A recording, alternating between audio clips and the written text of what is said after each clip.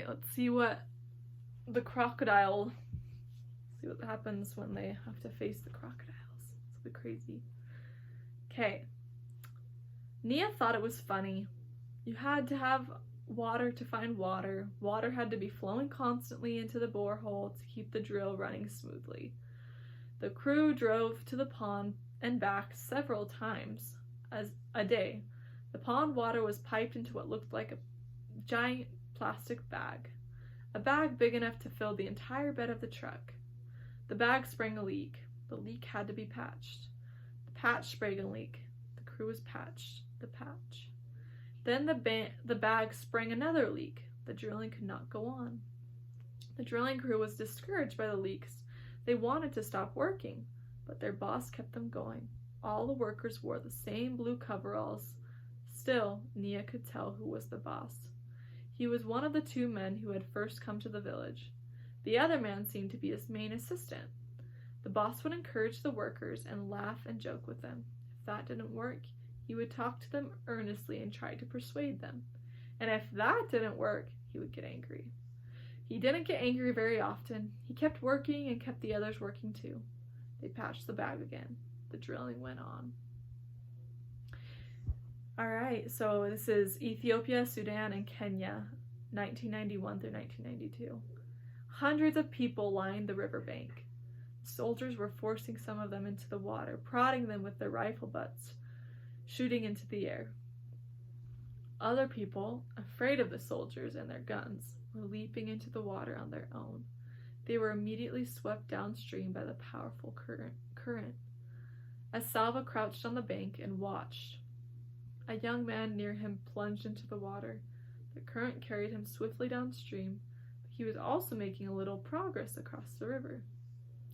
Then Salva saw the telltale flick of a crocodile's tail as it flopped into the water near the young man. Moments later, the man's head jerked oddly, once, twice. His mouth was open. Perhaps he was screaming, but Salva could not hear him over the din of the crowd and of the rain. A moment later, the man was pulled under. Yikes. A cloud of red stained the water. Oh my goodness. Oh, the story's crazy, guys. The rain was still pouring down, and now bullets were pouring down as well. The soldiers started shooting into the river, aiming their guns at the people who were trying to get across. Why? Why are they shooting at us? Salva had no choice. He jumped into the water and began to swim. A boy next to him grabbed him around the neck and clung to him tightly. Salva was forced under the surface without time to take more than a quick, shallow breath. Salva struggled, kicking, clawing. He's holding on to me too hard. I can't. Air. No air left. Suddenly the boy's grip loosened and Salva launched himself upward. He threw his head back and took a huge gulp of air. For a few moments he could do nothing but gasp and choke. When his vision cleared, he saw why the boy had let go. He was floating with his head down, blood streaming from a bullet hole in the back of his neck. Stunned, Salva realized that being forced under the water had probably saved his life. But there was no time to marvel over this. More crocodiles were launching themselves off the banks. The rain, the mad current, the bullets, the crocodiles, the welter of arms and legs, the screams, blood. He had to get across somehow. Salva did not know how long he was in the water. It felt like hours. It felt like years. When at last the tips of his toes touched mud, he forced his limbs to make swimming motions one last time. He crawled onto the riverbank and collapsed. Then he lay there in the mud, choking and sobbing for breath. Later he would learn that at least 1,000 people had died trying to cross the river that day, drowned or shot or attacked by crocodiles. How was it that he was not one of the 1,000? Why was he one of the lucky ones? The walking began again. Walking, but to where? No one knew anything for sure. Where was Salva supposed to go? Not home. There's still war everywhere in Sudan. Not back to Ethiopia. The soldiers would shoot us. Kenya. There are supposed to be refugee camps in Kenya. Salva made up his mind. He would walk south to Kenya. He did not know what he would find once he got there, but it seemed to be his best choice. Crowds of other boys followed him. Nobody talked about it, but by the end of the first day, Salva had become the leader of a group of about 1,500 boys. Wow! Okay. Some were as young as 5 years old. Dang, go Salva. Those smallest boys reminded Salva of his brother Cool, but then he had an astounding thought. Cool isn't that age anymore. He's a teenager now. Salva found that he could only think of his brothers and sisters as they were when he had last seen them, not as they would be now. They were traveling through a part of Sudan still plagued by war. The fighting and bombing were worse during the day. Worse during the day. So Salva decided that the group should hide when the sun shone and do their walking at night. But in the darkness, it was hard to be sure they were headed in the right direction.